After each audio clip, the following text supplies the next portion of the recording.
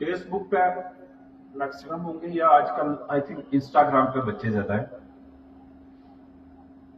तो सेटिंग पे जाके फेसबुक का प्राइवेट कर दो अपनी सेटिंग।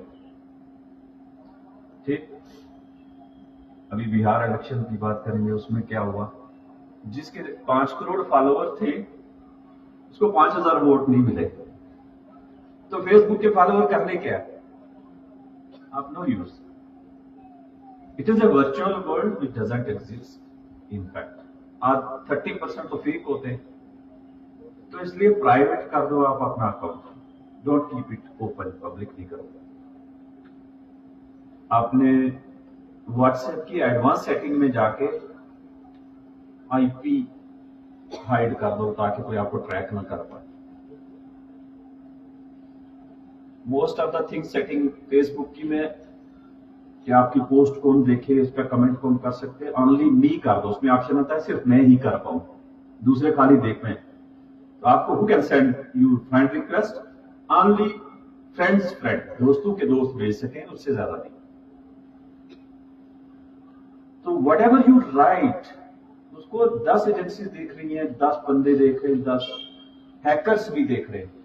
तो save your self for unnecessary uploading contents which can put you in trouble in future। तो जितने भी प्लेटफॉर्म हैं ये ट्रांसफॉर्म होते हैं, चेंज होते हैं। तो जब भी किसी, जैसे मुझे अपनी फोर्स के लिए कोई एप्लीकेशन खरीदनी है, ये सिर्फ समझना,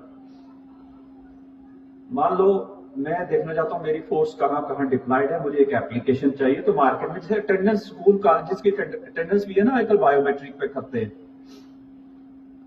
सीईओ साहब के लिए आप सभी के अटेंडेंस लगा रहे हैं, वो ऐप किसी ने बनाई है, आपने 2000 रुपए पर मंथ के हिसाब से खरीद ली, लेकिन क्या आपने उस ऐप की अथॉरिटी के साथ डेटा रिटेंशन और प्रीवियसली मेंटेनेंस का एग्रीमेंट एग्जीक्यूट किया है डिपार्टमेंट ने या नहीं? नहीं किया होगा। वो कल आपका डेटा किसी को बेच देगा। तो हर ऐप का डेटा बिकता है, सेल होता है। आप आपके स्कूल से बच्चे निकलेंगे ना 12th से, कोचिंग सेंटर्स पर आपको आना शुरू हो जाएगा, क्या फोन आ जाएगा, अभी 12th क्लास हो गई है तो आप नीट की प्रेपरेशन के लिए उसके लिए आ जाओ।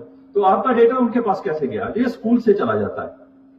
ये जो लोग विजिटर्स आते हैं ना यहाँ, वो डेटा लेके जाते। तो नाउ 2023 में डेटा प्रोटेक्शन एक्ट आया है, जिसके तहत अगर आपका डेटा कहीं भी कोई लीक होता है, एफआईआर लगेगी, उसमें केस रजिस्टर होगा। तो इस चीज का ध्यान रखिए कि आपका डेटा जब भी किसी को देते हो या कोई एप्लीकेशन यूज करते हो, उसकी प्राइवेसी एंड सर्टिफिकेशन कि वाकई ये सेफ है या नहीं है। तो सर्टिफिकेशन किसकी होती है? इंक्रिप्शन की। ये डेटा इंक्रिप्टेड है या खुला है, कोई भी देख सकता है रास्ते में। नई टेक्नोलॉजी सीखनी चाहिए। मैं कभी इस चीज के फेवर में नहीं कि उसे अवॉइड करो, अवॉइड करने से नहीं है, बिकॉज इट्स ए फ्लड, आप पीछे रह जाएंगे। But try to learn safer mode of use of technology. जब भी आप कुछ भी एक्स्ट्रा करेंगे तो दैट इज नोटिस्ड। कुकीज लगी होती हैं, वो जैसा आप जो भी चीज देखते हो ना, आपको वैसे ही, फिर इसी को कहते हैं ना एआई का जमाना। व्हाटएवर यू सी, आपकी चॉइस की 10 चीजें और आना शुरू हो जाती है। हर एक इंडिविजुअल का जो कंडक्ट है वो इंटरनेट पे दिखता है।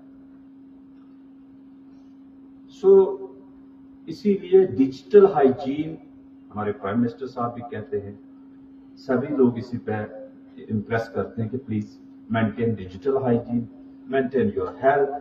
तो इसका एक टाइम फ्रेम फिक्स करो, पूरा दिन 24 घंटे मत लगे रहो इंटरनेट पे, 1-2 घंटे देख लिया, more than enough. Learn good things, और फिजिकल एक्टिविटी का कोई अल्टरनेट नहीं है, किताब पढ़ने का कोई अल्टरनेट नहीं है।